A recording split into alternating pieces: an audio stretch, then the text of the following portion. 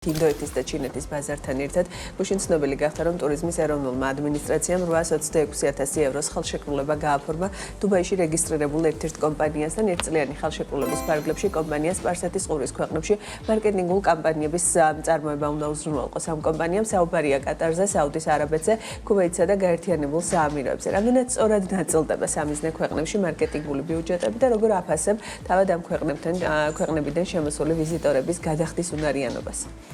თეთრია პრინციპში მე ძირითადად ხამ ქვეყნებიდან რასაც გამოცდილება მაქვს ეს არის ინდოეთის ბაზარი.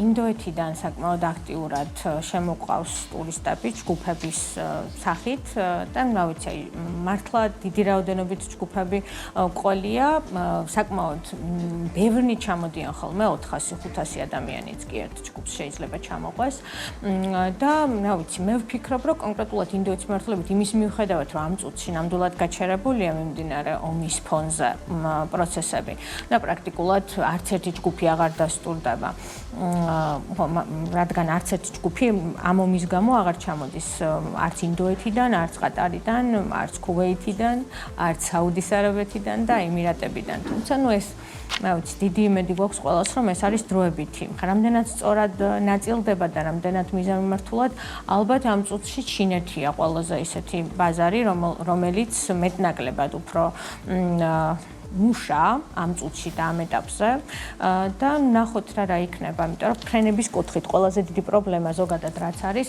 ფრენები. ხო რატომ ვერ შემოდიან ეს ადამიანები დღეს ჩვენ ქვეყანაში, იმიტომ რომ არ არის ფიზიკურად ფრენები. დაველოდოთ როგორ იქნება. მადლობა ანა თქვენი დროისთვის. ანა გერგეტაძე იყო ჩვენთან ერთად.